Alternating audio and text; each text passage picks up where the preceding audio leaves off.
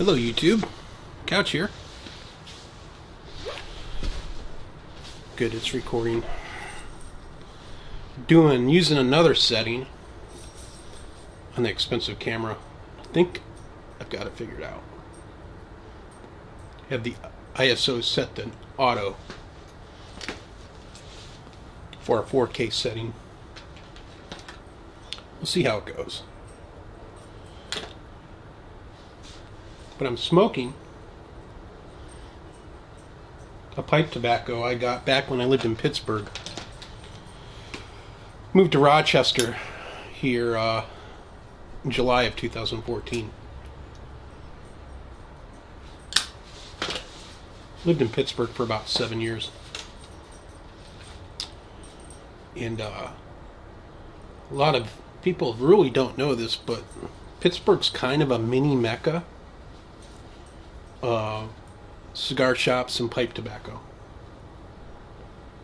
When I got sober, I needed another vice.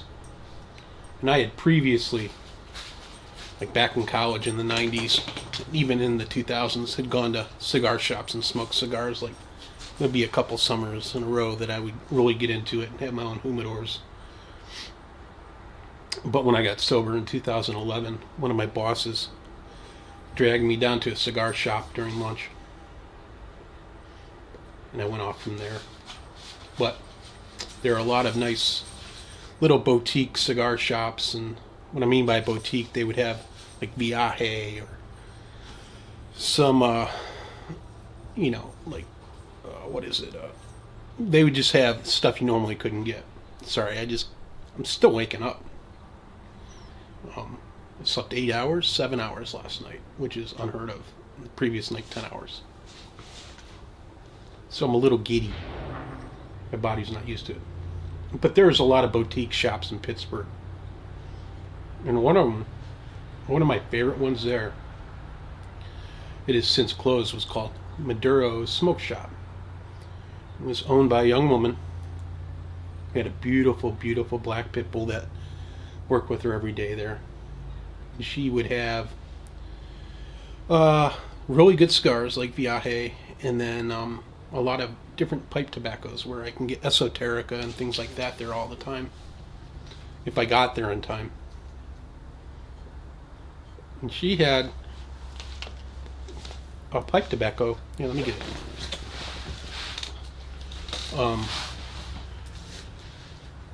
Let me see if I can see that. Peter Heinrich's, Peter, and I could speak German too, which is funny. Peter Heinrich's Dark Strong, and it's from the summer of 2013. I don't know if that'll show up in the sun. And it's composed of Virginias and Kentuckys, at least according to tobacco reviews. Supposedly it's made by Orlick. Let me see if I can open this and show you what it looks like. Orlick came out with their own ding a couple of years ago. I don't think they make it anymore. I bought a couple of them, but it's very similar looking. And I think D Social D did a review of these a couple years ago. But here's what they look like. They're beautiful. And I cracked it because I think I told D Social D a couple years ago in his YouTube video that I need to crack this because I don't know, how it would hold up in this container here, and it's held up beautifully. It's just really good. And I've only smoked a couple bowls of it, but this is going to be my holiday blend, Christmas blend. I put all the LJ Paredes stuff away. I know it's not the end of November, but Thanksgiving's over. And I have some of that left, and I'll smoke that throughout the year. Alright, let me pause this. The girlfriend's out. Okay, I'm back. Sorry about that. My girlfriend came out and interrupted us, and she doesn't want to be in the videos, and I don't want the distractions, so I had to pause it. I'm relighting the pipe back up. But I'll be honest, I'm not one of the type of pipe smoker that can give you flavors and overtones, and this tastes like Vermont, this tastes like Labrador or cherry or something like that. I tried all that crap back when I used to drink. I used to drink nice wines with one of my best friends back in Cleveland. We'd go to these wine tastings, and these people would come up with these absurd flavors. And I just always knew when a wine was good. It was generally from Italy, or a cab from Napa Valley, or Washington Valley. And it was expensive. So I'm not that type of pipe smoker. I can't tell you what something tastes like, unless it's in real general terms. But this is a dessert tobacco as far as I'm concerned. It has some sweet tones, probably from the Virginia. They say there's no topping on it in tobacco reviews, but there's something on it. Maybe a rum of some sort, or liquor, which normally, naturally piques my interest, being a recovered alcoholic.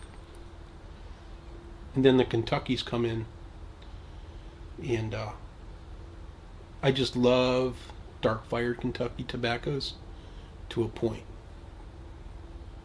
I know McBaron makes probably the best out there, in my opinion, of dark-fired Kentuckys, but I can only smoke that to a point.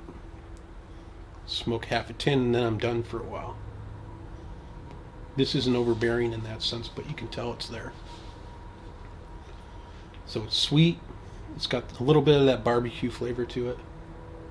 It's like a sweet, tangy barbecue, but it's very muted. I mentioned before we were interrupted by beautiful girlfriend that Orlick, from what I can tell, produces this, and they made their own tins for a while, and I have some of them of that same little square flake. Looks almost identical to it, but the name of it escapes me right now. But it was sweet and goopy. This isn't. This is probably, matured out enough that it's dry enough, and that goopiness might have gone away. I don't know. But this is remarkably better from what I smoked from Orlick in their little tins. This is really, really good.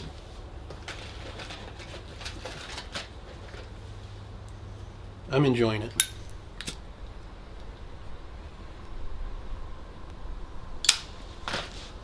And it'll make a good Christmas blend. Picked up another pipe because I needed another one, like I needed a hole in the head. Some of you remember I bought a natural Stanwell 011. Well, I'm sure I showed this before, or might not have, but here's another one I picked up from Pipes and Cigars. And this is probably like my 10th smoke in it. And since I'm here gabbing, it's not staying lit.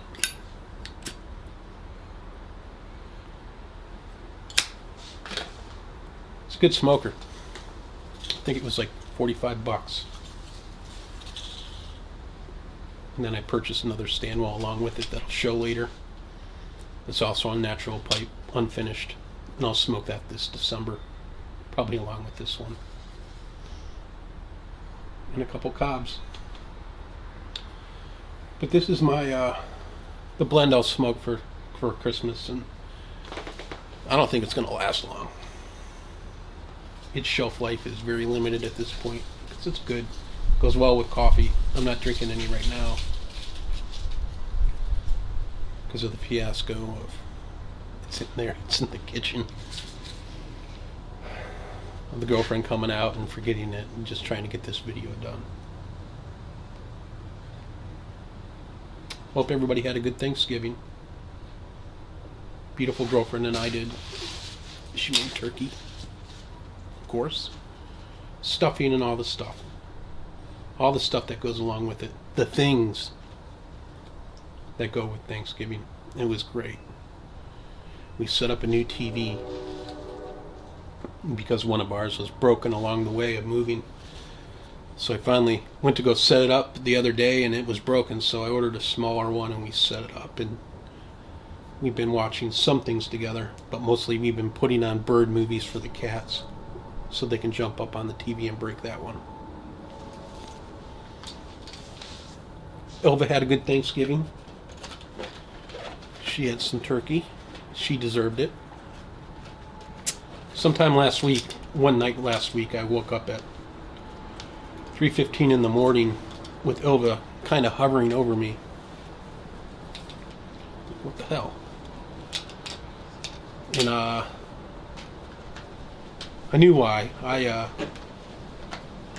had a little PTSD episode, and apparently Pat told me that I was screaming in my sleep, but not like a loud scream, but a high-end scream, and it woke everybody up. But Ylva's been instrumental in helping me with that.